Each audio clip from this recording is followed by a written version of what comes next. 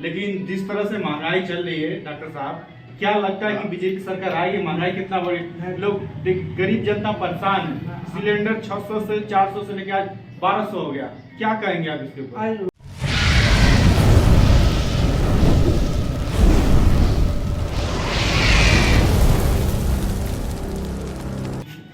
Hello दोस्तों, नमस्कार। मेरा नाम आपका हमारे नए ब्लॉग में स्वागत है। उम्मीद करते हैं दोस्तों आप लोग अच्छे होंगे। दोस्तों इसमें माहौल चल रहा है, तैयारी चल रही है 2024 का चुनाव का। दोस्तों विधानसभा चुनाव की तैयारी चल रही है। हम लोग डिस्कस करेंगे। हमारे साथ है डॉक्टर वीएन सिंह। हम लोग चकिया में हैं। ये डॉक्टर साहब जो बीजेपी के बहुत बड़े सपोर्टर हैं। हम लोग ढेर सारी इनसे चर्चा करेंगे इसके बारे में। नमस्ते डॉक्टर साहब, क्या हाल चाल है आपका? ठीक है। हम लोग भी हमारा इलेक्शन के बारे में हाँ, तो आपको बताते हैं लोग कि आप बीजेपी के बहुत बड़े सपोर्टर हैं। तो क्या कह रहे हैं कि इस बार किसकी सरकार बनेगी 2024 में? अब देखिए 2024 में किसकी सरकार बनती है। हाँ, अब तो इलेक्शन जब होने लगा तो मालूम होगा कि सरकार बनेगी या ना बनेगी। तो जिस तरफ देखेंगे कि सरकार बनेगी उस तरफ से झुकाव डाला जाएगा। लेकिन वो तो ठीक है, लेकिन आपका क्या माहौल है? आप किसको सपोर्ट कर रहे हैं? देखिए इस समय तो हम लोगों का माहौल बीजेपी का है। बीजेपी का है। हाँ।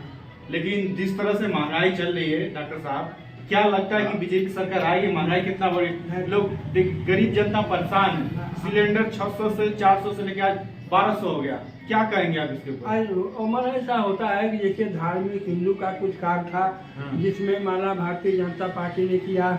जैसे सन 72 या 82 साल पहले मुगल के राज अकबर ने अयोध्या पर कब्जा कर भगवान के सिर पर ही मस्जिद बना कर रखा। उस मंदिर को हटाने वाला जब यही हटा दिया तो हम लोग तो राम को मानते हैं, तो इन्हीं को भगवान न मानेंगे? हमारे धर्म का काम जो किया है और जो किया कहा वो कर दिया।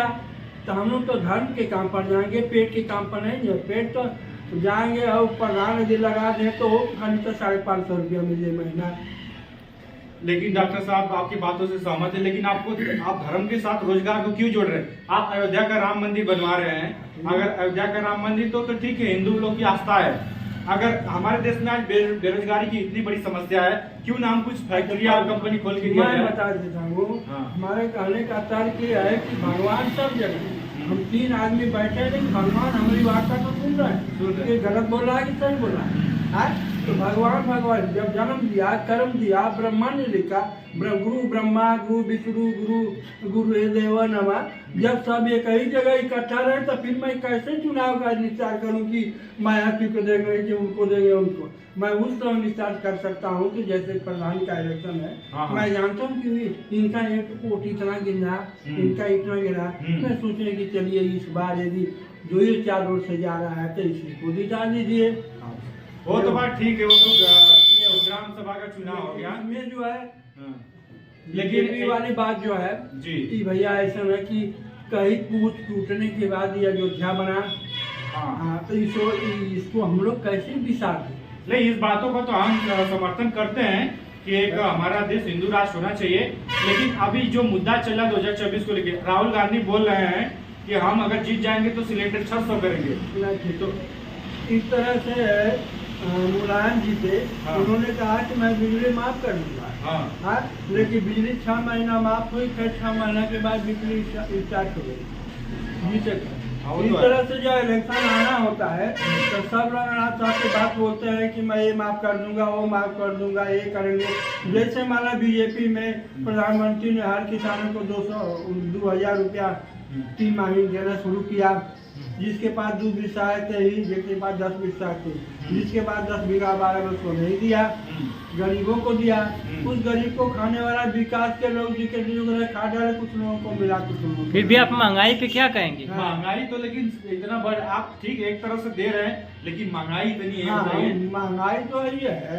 और एक चीज और पूछना चाहेंगे कि राहुल गांधी एक ऐसे नेता है, जमीन से जुड़े हुए नेता, किसानों के साथ जाके धान काट रहे हैं, लेकिन मोदी जी का ऐसा कुछ नहीं मालूम पड़ रहा है। हम लोग कैसे कहेंगे कि वो गरीबों के मसीहा हैं? वो हम नहीं बताएंगे। गरीबों के मसीहा होता है लेकिन बनेगा, लेकिन लाख में बनता है।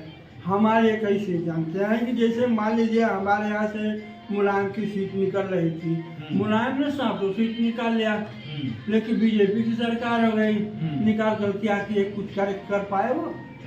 वो तो ठीक है, वो पार्टी का जिसकी सरकार है उसके हिसाब से। निकाले तो फिर भी उस समय मुलायम को बड़ा प्रधानमंत्री बनाते हुए, राष्ट्रपति बनाते हुए, हर चीज का उल्लंघना देते हुए कहा गया कि यह संसद इनको चुनिए, बुजुर्ग आदमी है, लेकिन संसद लेकर संसद दूसरे को देकर वहाँ से चले गए।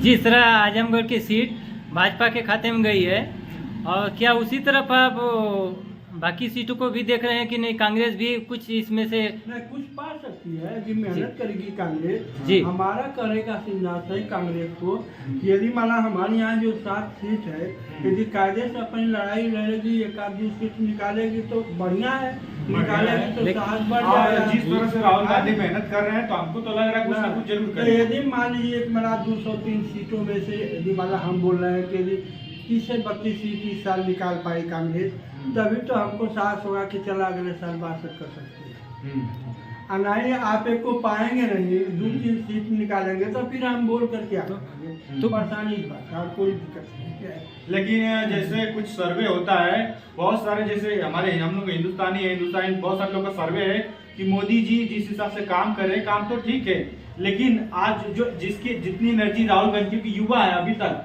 शादी नहीं किए हैं, जितना एनर्जी युवा के अंदर होता है, अगर उनको मौका मिले तो एक बड़ा मुकाम कर सकते हैं, हमारे देश का नाम विदेशों में कर सकते हैं। क्या कहेंगे आप? नहीं ठीक है, उस बात को मैं मानता हूँ, लेकिन किया हुआ कार्य भूत भविष्य के बारे में सोचा जाता है। आज प्रधानमंत्री ने जितना कार्य हमारे हिंदुस्तान में किया तो लोग सोचते हैं कि प्रधानमंत्री ने इतना काम किया। जैसे हमारा बनारस को गोद लेकर अपना काम किए, बनारस ऐसा बनारस हो गया है कि आप कभी नहीं गए तो दूसरी बार जाएंगे तो रह जाएंगे। तो कुल कहने का मतलब कि जब प्रधानमंत्री ने जो भी कार्य किया, हमको तो नहीं विश्वास है कि मोदी को तो नहीं कोई हरा सकता है, योगी हार सकते हैं। लेकिन क्या कारण है कि योगी हार सकते हैं? योगी हारने का कारण दो ही है, क्या शिक्षा जिसका मतलब का कारण बना, कुछ ऐसे कारण बने जिसके कारण लोग जनता कुछ कर रही है, लेकिन इसमें कहने वाली जनता वही है, यादव बिरादर।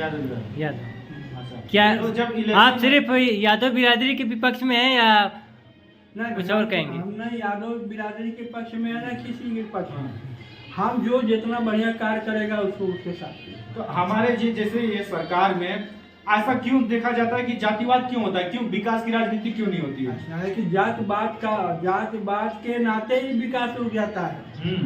जबकि ऐसा होना नहीं चाहिए। लेकिन ऐसा होना चाहिए, लेकिन मानेंगे नहीं। यही देखिए हरिजन लोग हैं, देवी देवता को नहीं मानते हैं, अपने भी आकर के अपने पढ़ के अपने खोल देते हैं।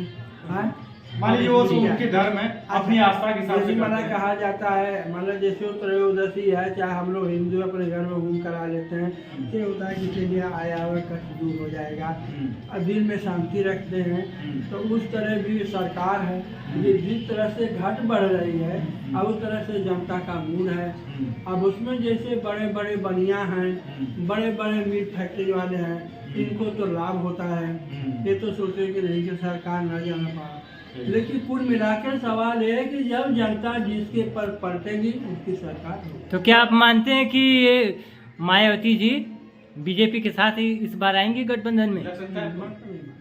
नहीं मानते हैं। तो क्या आप लास्ट में अकेले लड़ सकती है? हम जानते हैं मायावती अकेले इलेक्शन लड़ सकती है, इसलिए लड़ेंगे कि उसके गठबंधन नहीं करेंगे, लेकिन क्या कि हमको आपको बुलाएं। तो क्या मायावती जी कांग्रेस के साथ आ सकती हैं? नहीं आ सकती। तो अभी ये जैसे माहौल जिस हिसाब से हम लोग देख रहे हैं कांग्रेस और बीजेपी का, 50-50 का चांसेस है, ऐसा आप कह सकते हैं कि जिस हिसाब से माहौल बन रहा है कांग्रेस का भी? ठीक है, कांग्रेस का भी माहौल मतलब 50-50 यदि बन रहा है तभी ठीक है, लेकिन हमको अभी तक नहीं है कि बन पाएगा। अच्छा, ऐसा तो नहीं आप बीजेपी के सपोर्टर इसलिए बोल रहे हैं? इसलिए नहीं बोल रहे हैं। मैं ये बोलता है कि जैसे पूरी कार बहुत विध्वत मैंने कर लिया, इसके बाद हम चाहें कि ना दूसरे के प्रति हो जाए, होता है लेकिन इसमें समय लगेगा। एक बार चाहे कि ना कांग्रेस आकर भी उत्तर प्रदेश में अपना राज बना ले, तो इसको मैं ठीक है दोस्तों। चल दोस्तों, ये चर्चा जारी रहेगी, मिलेंगे नेक्स्ट वीडियो में डॉक्टर साहब के साथ। तब तक के लिए जय हिंद, जय भारत।